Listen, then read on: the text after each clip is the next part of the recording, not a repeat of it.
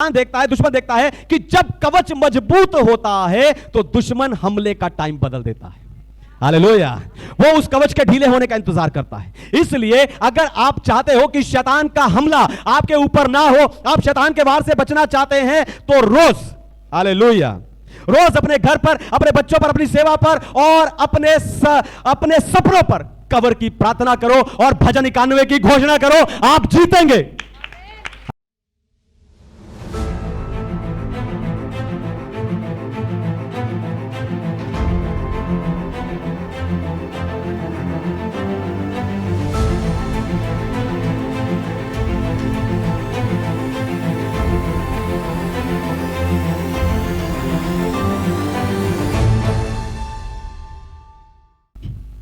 Hallelujah. तो आए आज के वचन में चलें, पवित्र शास्त्र बाइबल से आज का संदेश सुने। आज का संदेश है आत्मिक युद्ध के लिए ईश्वरीय रणनीति। आत्मिक युद्ध के लिए ईश्वरीय रणनीति। हर विश्वासी एक आत्मिक युद्ध के बीच में जी रहा है। यह जरूरी नहीं है कि आपको दुश्मन प्रत्यक्ष रूप से दिखाई दे, क्योंकि जो शैतान है वो आपके विचारों में, आपकी परिस्थितियों में और आपकी परीक्षाओं में भी आपसे लड़ता है। बाइबल भी कहती है कि हमारा युद्ध मांस और लहू से नहीं, पर अंधकार की उन ताकतों से है जो आकाश मंडल में। और अंधकार की ताकतों के बारे में सुनकर हम कई बार डर जाते हैं, घबरा जाते हैं, है ना, कि हमें किनसे लड़ना पड़ेगा? अंधकार की ताकतों से लड़ना पड़ेगा। पर आपको बताऊं, यह युद्ध हमें डराने के लिए नहीं है, पर हमें तैयार करने के लिए, क्योंकि परमेश्वर किसी को भी बिना तैयार किए और बिना हथियार दिए युद्ध में नहीं भेजते। आपको बताऊं, इस युद्ध में परमेश्वर हर समय हमेशा आपके आसपास ही रहते हैं, क्योंकि परमेश्वर ने आपको जीतने के लिए सृजा है। और यही बताकर आज मैं आपको उत्साहित करने जा रहा हूं।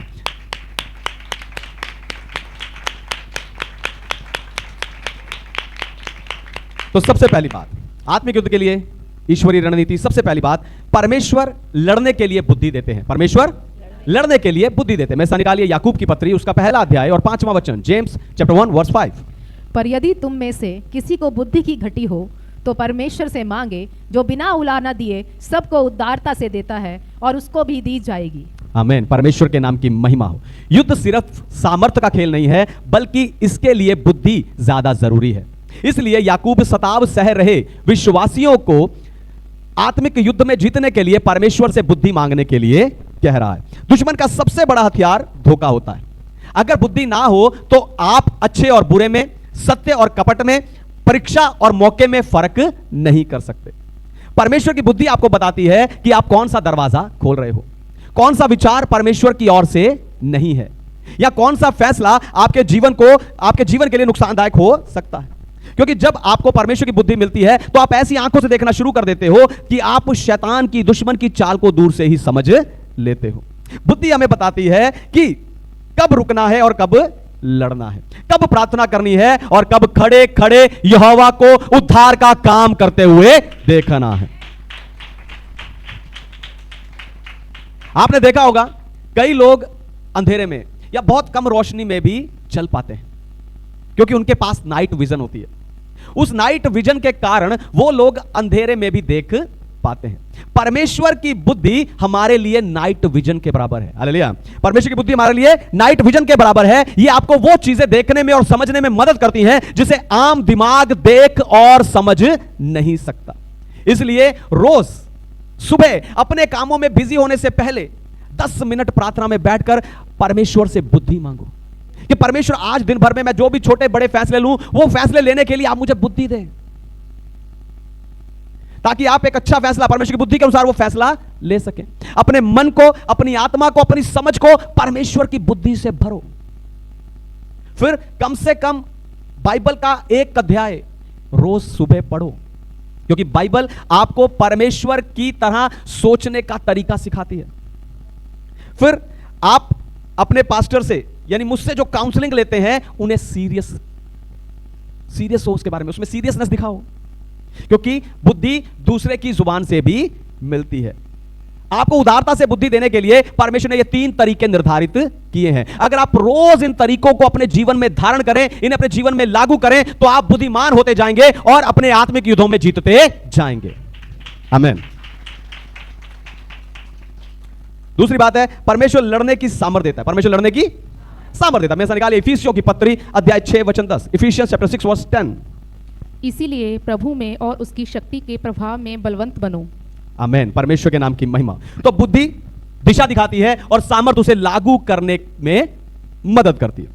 आप देखो, लोगों को पता होता है कि क्या सही है, लेकिन पता होने के बावजूद भी वो उसे कर नहीं पाते, उस सही काम को कर नहीं पाते। आपको बताऊं, आत्मिक युद्ध सिर्फ जानकारी काम नहीं करती, पर आपको सामर्थ्य भी चाहिए होती है।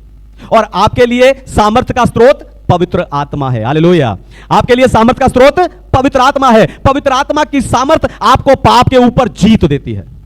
पवित्र आत्मा की सामर्थ्य आपको दबाव में मजबूत करती है। पवित्र आत्मा की सामर्थ्य आपको परीक्षा में स्थिर करती है।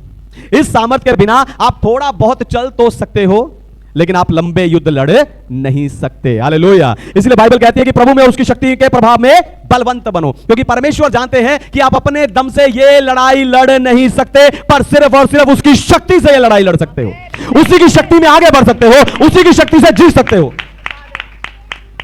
अगर एक मोबाइल में अच्छे ऐप्स हो लेकिन बैटरी ना हो, तो वो सिर्फ एक डब्बे की तरह काम करता है। वैसे ही परमेश्वर की बुद्धि हमारे लिए ऐप्स की तरह है, और पवित्र आत्मा की सामर्थ्य हमारे लिए वो बैटरी है जो इन सारे कामों को करने की हमें बल और शक्ति देती है। रोमियो की पत्री 9 अध्याय कहता है, 12 अध्याय का 9 वचन कहता है कि प्रेम निष्कपट हो, बुराई से घृणा करो और भलाई करते रहो। रोमियो की पत्री 12 अध्याय 9 वचन कहता है कि प्रेम निष्कपट हो, बुराई से घृणा करो और भलाई करते रहो। तो वचन आपको एक काम ना करने के लिए और एक काम करने के लिए कह रहा है। लेकिन आप में से कई लोग ये सोचते हो कि मैं किसी का बुरा नहीं कर रहा, बस इतना बहुत है। पर आपको बताऊं, आपको भले काम करने हैं। हालेलुया। दोबारा सुनिए, ध्यान सुनिए। आप में से कई लोग ये सोचते हैं मैं किसी का बुरा नहीं कर रहा, इतना बहुत है। लेकिन बाइबल बता रही है कि आपको भले काम करने हैं। Hallelujah, hallelujah. आपको भले काम करने हैं। इसलिए क्यों भले काम करना है? इसीलिए परमेश्वर के लोगों की सेवा परमेश्वर की सेवा गिनी जाती है। जो तुमने मेरे छोटे छोटे के साथ किया, वो मेरे साथ किया। इसीलिए परमेश्वर के दास का आदर परमेश्वर का आदर गिना जाता है। जो मेरे भेजे हुए को ग्रहण करेगा, वो मुझे ग्रहण करेगा। इसलिए आपको चाहिए कि आपको क्या करना है? आपको परमेश्वर के लोगों की सेवा करनी और परमेश्वर के दास का आदर करना है। आपने गलत काम करने छोड़ दिया, अच्छी बात है, लेकिन भले काम कहां है? हालेलुया। परमेश्वर के लोगों की प्रेम पूर्ण सेवा कहां है? परमेश्वर के दास का आदर कहां है? इसलिए जरूरी है कि आप अपने अंदर वास करने वाले पवित्र आत्मा के प्रति सचेत रहो, और दिन भर में आप जो भी हल्के या भारी काम करते हो, आप पवित्र आत्मा से कहो कि मुझे बल देता जा, मुझे उसको करने की सामर्थ्य देता जा। फिर समय समय पर उपवास प्रार्थना करें, क्योंकि उपवास प्रार्थना आपकी आत्मिक बैटरी को चार्ज करता है। फिर हर संडे चर्च में आए, क्योंकि यहां आकर मिलकर प्रार्थना करना आपको आत्मिक सपोर्ट देता है, आपको गहरी आत्मिक सपोर्ट देता है, जो आपको आपके युद्धों के जीतने के लिए जरूरी है। Hallelujah, hallelujah. तीसरी बात, परमेश्वर लड़ने के लिए युद्ध कला देता है। परमेश्वर लड़ने के लिए युद्ध कला देता है। मैं ऐसा निकालिए नीति वचन की पुस्तक अध्याय 16 वचन 3, प्रोवर्ब्स चैप्टर 16 वर्स 3। अपने कामों को यहोवा पर डाल दो, इससे तेरी कल्पनाएं सिद्ध होंगी। आमेन, परमेश्वर के नाम की महिमा हो। तो सामने वाला दुश्मन चालाकी से लड़ता है, इसलिए परमेश्वर अपने लोगों को स्ट्रेटजी देता है। हालेलुया। परमेश्वर लड़ने की स्ट्रेटजी देता है। क्यों? क्योंकि सामने वाला दुश्मन चालाकी से लड़ता है। इफिसियों 6 अध्याय में पौलुस आत्मिक हथियारों का वर्णन करता है। वो आत्मिक हथियार असल में एक सैनिक की युद्ध कला को दिखाते हैं। युद्ध कला का अर्थ है कि परमेश्वर आपको बताते हैं कि कब कौन सा वार करना है। हालेलुया। कब कौन सा वार कैसे करना है। कभी कभी स्ट्रेटजी होती है कि रुक जाओ और शैतान को कहो नो एंट्री। कभी कभी स्ट्रेटजी होती है कि वचन को लेकर शैतान के ऊपर हमला करना। कभी कभी स्ट्रेटजी होती है कि प्रार्थना में तब तक बैठे रहो जब तक उत्तर ना मिल जाए। लेकिन समस्या यह है कि आप परमेश्वर की स्ट्रेटजी को संसार की बुद्धि से देखते हो और आपको वो मूर्खता लगता है। हालेलुया। आप परमेश्वर की स्ट्रेटजी को संसार की बुद्धि से देखते हो और वो आपको मूर्खता लगता है। पर आप जब बाइबल खोलोगे आपको पता चलेगा कि परमेश्वर की स्ट्रेटजी ने भयानक से भयानक युद्धों में भी लोगों को अद्भुत जीत दिलाई है। हालेलुया। एक कोच हर मैच के लिए एक जैसा प्लान नहीं बनाता। कभी डिफेंस टाइट करता है तो कभी अटैक को वो अग्रेसिव करता है, पर हर प्लान का मकसद एक ही होता है, टीम को जिताना। हालेलुया। ऐसे ही परमेश्वर भी आपको हर युद्ध के लिए एक अलग स्ट्रैटेजी देते हैं। कनान देश में प्रवेश करने से पहले इजरायलियों के सामने यरीहो की दीवार आ गई। वो दीवार बहुत मोटी, लंबी, चौड़ी दीवार थी। वो इतनी मोटी और मजबूत थी कि उसके ऊपर युद्ध में इस्तेमाल होने वाले भारी भरकम रथ भी चल सकता था। कुछ साहित्यकार बताते हैं कि उन पे रथ चलते थे निगरानी के लिए, वॉचमैन की तरह उन पे रथ चलते थे, तो उस पे एक रथ चल सकता था। लेकिन परमेश्वर ने स्ट्रेटजी दी। परमेश्वर ने कहा कि इस पूरी शहर पनाह के 7 दिन चक्कर लगाओ। पहले दिन 1, दूसरे दिन 2, 3, 4, 6, 7 और 7वें दिन 7 चक्कर लगाओ, और इस प्रकार आखिरी दिन में 7 चक्कर लगाकर जय जयकार करना, आराधना करना। इजरायलियों ने ऐसे किया।